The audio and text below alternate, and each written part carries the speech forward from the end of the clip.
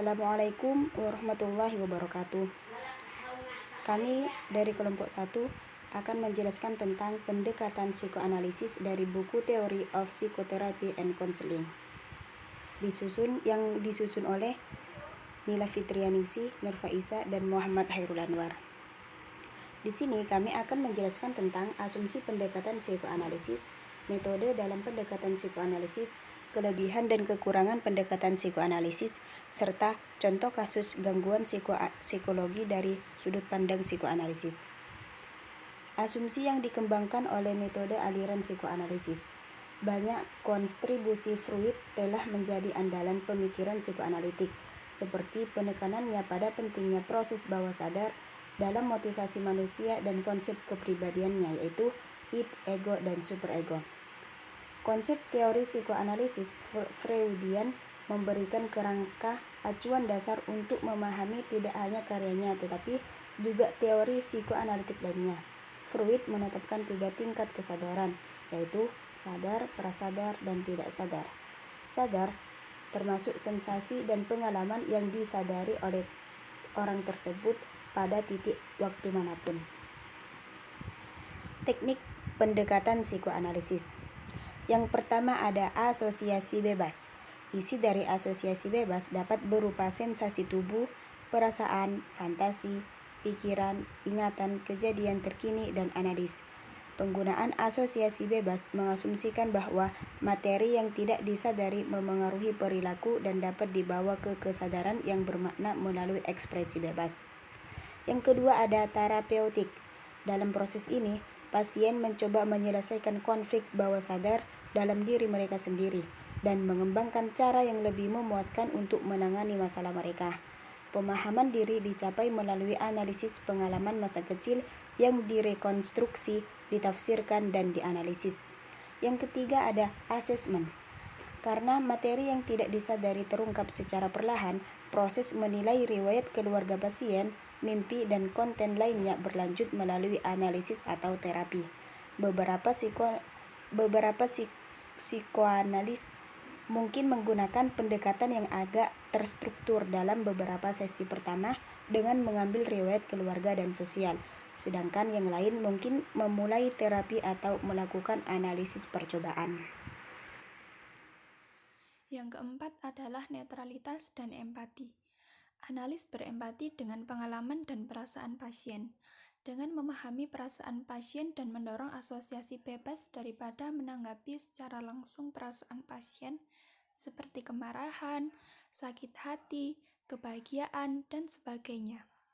Analis memungkinkan hubungan transferensi atau perasaan tentang analis untuk berkembang. Yang kelima adalah perlawanan. Selama proses analisis atau terapi, pasien mungkin menolak proses analitis, biasanya secara tidak sadar dengan berbagai cara, yaitu terlambat untuk janji temu, lupa janji, atau kehilangan minat pada terapi. Yang keenam adalah interpretasi mimpi. Dalam terapi psikoanalitik, mimpi merupakan sarana penting untuk mengungkap materi yang tidak disadari dan memberikan wawasan untuk masalah yang belum terselesaikan. Yang ketujuh adalah interpretasi menggunakan model penggerak Freud. Ada penekanan pada pemeriksaan bagaimana berbagai drive direpresentasikan. Objek mimpi yang berbeda memiliki arti yang berbeda pula. Yang kedelapan adalah interpretasi menggunakan relasi objek. Mimpi dipandang mewakili bagaimana si pemimpi melihat dirinya sendiri dan bagaimana dia melihat dirinya dalam hubungan dengan orang lain. Salah satu cara dia berhubungan dengan orang lain adalah melalui kesetiaan kompulsif yang membantunya merasa dekat secara emosional dengan orang lain. Yang kesembilan adalah interpretasi menggunakan psikologi diri. Fokusnya adalah pada perasaan diri pasien, pada siapa dia sebagai pribadi, termasuk ketakutan dan perasaannya. Selanjutnya adalah kelebihan dan kekurangan pendekatan psikoanalisis. Kelebihannya meliputi yang pertama, membantu untuk menjadikan individu percaya akan kemampuan dirinya yang selama ini tidak disadari dengan baik. Yang kedua adalah dapat memahami kehidupan psikologi seorang individu dan memahami lebih dalam mengenai sifat manusia. Yang ketiga adalah teori psikoanalisis mengajarkan sangat pentingnya masa kanak-kanak dalam perkembangan kepribadian seseorang. Kemudian kekurangannya meliputi yang pertama, teknik dan penekanan yang dilakukan terkadang terlalu merendahkan martabat manusia, meskipun tidak selalu disadari dengan baik. Yang kedua adalah terlalu menekankan pada masa lalu sehingga seolah-olah tanggung jawab individu menjadi berkurang, meskipun maksudnya tidak demikian. Yang ketiga adalah perilaku seseorang ditentukan oleh energi psikis adalah teori yang masih meragukan dan kerap kali psikoanalisis meminimalkan rasional. Baik, akan saya lanjutkan. Kemudian ada contoh kasus pendekatan psikoanalisis. Rina, siswa SMP berumur 12 tahun, pintar dan selalu ingin melakukan yang terbaik. Rina menyukai hal yang berhubungan dengan seni dan pandai melukis, tetapi ia sangat berbeda ketika ia diminta untuk mengerjakan soal-soal di depan kelas. Ia sering mengeluhkan beberapa kata yang menurut dia tidak ada maknanya.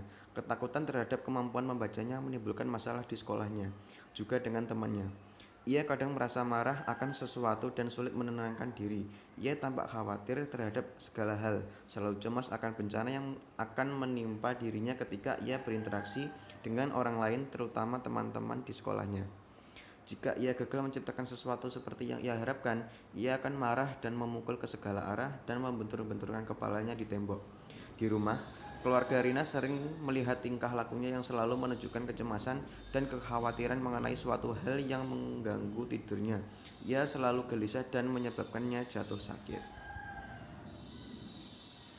Individu yang menderita gangguan kecemasan umum atau GAD ditandai oleh perasaan cemas, seringkali dengan hal-hal kecil. Ciri utama GAD adalah rasa cemas. Mungkin mereka mencemaskan secara berlebihan keadaan hidup mereka, seperti keuangan, kesejahteraan anak-anak, dan hubungan sosial mereka.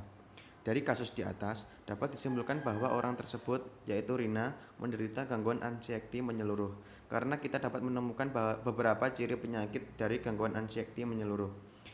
Pendekatan psikoanalisis karena memandang gangguan ansietas menyeluruh berakar dari konflik-konflik yang ditekan. Sebagian besar psikoanalisis bekerja untuk membantu pasien untuk menghadapi sumber-sumber konflik yang sebenarnya. Demikian presentasi dari kelompok 1. Apabila ada kurang lebihnya mohon dimaafkan. Assalamualaikum warahmatullahi wabarakatuh.